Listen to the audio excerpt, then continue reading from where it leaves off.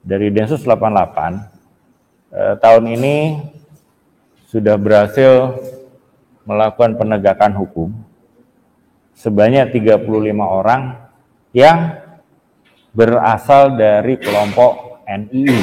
Kemudian kalau dikaitkan lagi dengan Al Zaitun, sesuai dengan penelitian daripada MUI tahun 2022, itu disebutkan bahwa hubungan antara Ma'had Al Zaitun dengan organisasi NII KW 9, ya. Ini bisa di mana hubungan historisnya kelahiran Ma'had Al Zaitun ini memiliki hubungan historis dengan organisasi NII KW 9. Dari Densus 88 tahun ini sudah berhasil melakukan penegakan hukum sebanyak 35 orang yang berasal dari kelompok NII, ya, dengan rincian kurang lebih NII DKI, Riau, Bali, dan Sumbar, ya. Di sini ada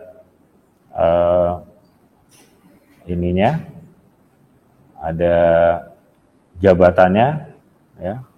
Yang NII DKI itu sebagai ketua ranting, kemudian juga telah melakukan idat, telah melakukan bayat, kemudian juga ada anggota ranting di Koja, Jakarta Utara, yang merupakan suami daripada pelaku yang melakukan teror di Istana Negara tahun kemarin. Kemudian juga melakukan penyerangan ke Istana Negara, itu ada termasuk anggota NII juga. Kemudian juga melakukan perekrutan jamaah dan lain sebagainya. Ini tersangka NII yang berhasil kami lakukan penegakan hukum. Kemudian kalau dikaitkan lagi dengan Al Zaitun, sesuai dengan penelitian daripada MUI tahun 2022, itu disebutkan bahwa hubungan antara Ma'had Al Zaitun dengan organisasi NII KW 9, ya. Ini bisa di mana hubungan historisnya kelahiran Ma'had Al Zaitun ini memiliki hubungan historis dengan organisasi NII KW 9. Finansialnya udah jelas, juga disampaikan. Hubungan kepemimpinan antara kepemimpinan di NII KW 9 itu juga terkait dengan kepemimpinan di Ma'had Al Zaitun, di mana keterkaitan di sini adalah ada figur daripada Panji Gumilang, ya. Beliau adalah salah satu pemimpin di Ma'had Al Zaitun, juga sebagai pemimpin di organisasi NII KW 9. Penyimpangan paham atau ajaran Islam yang dipraktekkan organisasi NII KW 9 adalah adanya mobilisasi dana yang mengatasnamakan ajaran Islam yang diselewengkan. Kemudian juga adanya penafsiran ayat atau Al-Quran yang menyimpang dan mengkafirkan kelompok di luar organisasi mereka. Selain itu ada penyimpangan paham keagamaan dalam masalah zakat fitrah dan kurban yang ditetapkan oleh pimpinan daripada Ma'had Al Zaitun. Hal ini juga diperkuat dari pengakuan mantan kelompok yang pernah ikut NII KW 9, ya. Di sini disebut bahwa NII fundamentalis yang dipimpin oleh Abdullah Sungkar di tahun 1993 dan kemudian membentuk Jamaah Islamiyah. Dari Jamaah Islamiyah ini membangun afiliasi internasional dengan organisasi militan yang memiliki tujuan lebih global, berbeda dengan NII yang masih fokus pada tujuan tingkat nasional. Setelah meninggal, kemudian daripada pengikut-pengikutnya berafiliasi dengan kelompok jihad yang ada di luar negeri yang secara skupnya internasional dan memilih untuk melakukan jihad dengan teror untuk melawan Amerika dan sekutunya. Kemudian juga menjaring dukungan dan operator lapangan untuk melakukan aksi teror di wilayah itu sendiri. Kemudian juga beberapa anggota Jamaah Islamiyah merekrut daripada aktivis NI lain yang mempunyai pemikiran yang serupa, seperti NII Anjungan Mas Duki maupun Ghaus Taufik. Hasilnya, di mana di sini kita lihat bahwa pelaku teror kebanyakan dari akar yang sama, ya. Dari akar yang sama, yaitu intoleransi. Kemudian juga NII pragmatis atau NII KW9 itu tidak menggunakan cara teror yang melaksanakan aksinya seperti disebut tadi di atas. Namun yang dilakukan oleh Panji Gumilang adalah menyuburkan perekrutan calon-calon teroris dengan meletakkan dasar-dasar militansi serta kebencian kepada NKRI. Itu. Nah, kemudian kalau berbicara tentang Panji Gumilang, di mana Panji Gumilang sendiri pernah berurusan atau melakukan pelanggaran hukum, yaitu di 2015 dia divonis 10 bulan, ya, karena memasukkan surat atau dokumen terkait kepengurusan yayasan daripada Yayasan Pesantren Indonesia yang menaungi daripada pesantren Al Zaitun. Ya, dia dengan gampangnya menghapus satu orang di dalam kepengurusan tersebut tanpa persetujuan daripada yang bersangkutan. Ya.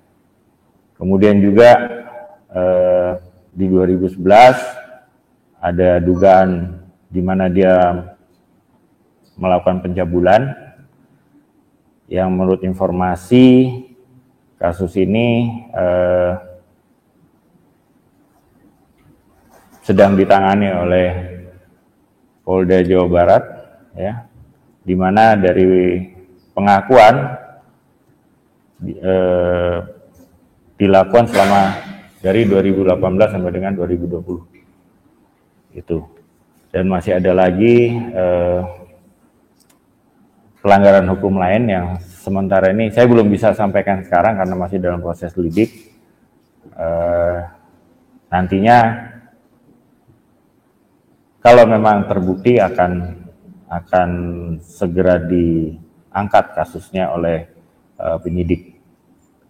Kemudian kita melihat bahaya apa yang muncul daripada NII KW9, ya. Di sini kami memprediksi bahwa itu dapat menjadi embrio daripada kelompok teror. Meskipun pada pelaksanaannya Al-Zaitun mempunyai pola yang berbeda. Tidak melakukan aksi perlawanan, tapi dia melakukan aksi menguasai wilayah. Ya. Nah, kalau kita lihat kenapa Al-Zaitun luas banget wilayahnya, sampai di mana-mana. Karena itu polanya seperti itu. Dia tidak melakukan aksi seperti kelompok NII yang lain, tapi dia akan mencoba pelan-pelan menguasai wilayah-wilayah yang ada di Indonesia ini. Kemudian juga adanya potensi untuk bergabung maupun direkrut oleh kelompok-kelompok anggota teror, ya, setelah keluar dari gerakan NII, terutama jika tidak ada pengawasan atau menyadarkan daripada orang-orang tersebut. Juga berpotensi untuk membentuk kelompok serupa dengan nama berbeda, ya, di mana tujuannya sama, mengembangkan aliran pemikiran baru terkait dirinya daripada NII.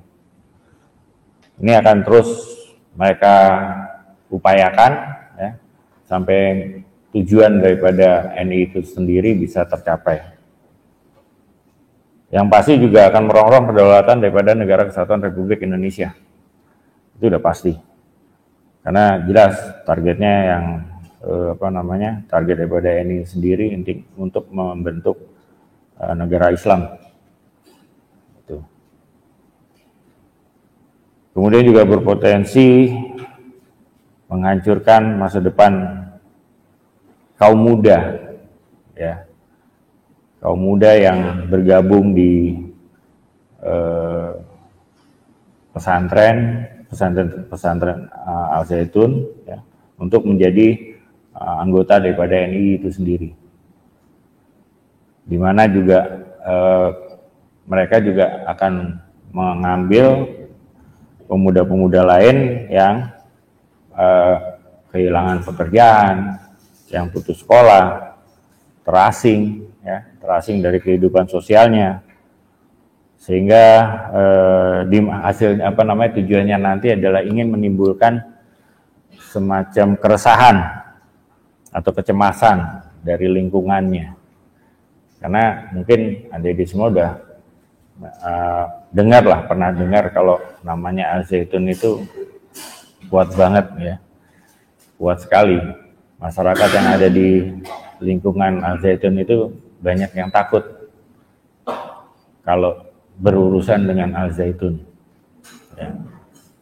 Ya, dia akan menggunakan segala cara untuk itu, sampai nyuri mangga atau nyuri buah aja sampai dilaporin untuk gimana caranya pelaku dari luar itu bisa dihukum. Itu gambarannya, ya. Kemudian juga adanya tindakan yang melanggar hukum yang dilakukan oleh kelompok ini untuk memenuhi target yang diprogramkan daripada NII dengan menghalalkan segala cara. Dalam hal ini temuan yang kita dapat yaitu terkait masalah penguasaan aset yang tidak sesuai dengan aturan yang berlaku. Banyak aset-aset yang dibeli oleh Al Zaitun belum terselesaikan, dan mungkin juga ada beberapa yang tidak mau diselesaikan. Kemudian juga pekerja-pekerja yang ada di Al Zaitun itu hanya dipaksa bekerja tanpa dibayar dengan alasan-alasan menurut ajaran agama, ya, seperti itu. Itu yang ingin kami sampaikan pada kesempatan ini. Memang kesempatan ini kami tidak membahas isu-isu yang beredar, karena itu tadi itu adalah bukan heavy-nya kita, tapi kami ingin menerangkan seperti apa bahayanya NI KW 9 yang berada di Al Zaitun apabila ini tidak bisa ditindaklanjuti oleh kita semua. Mungkin itu yang bisa kami sampaikan. Terima kasih. Wassalamualaikum warahmatullahi wabarakatuh.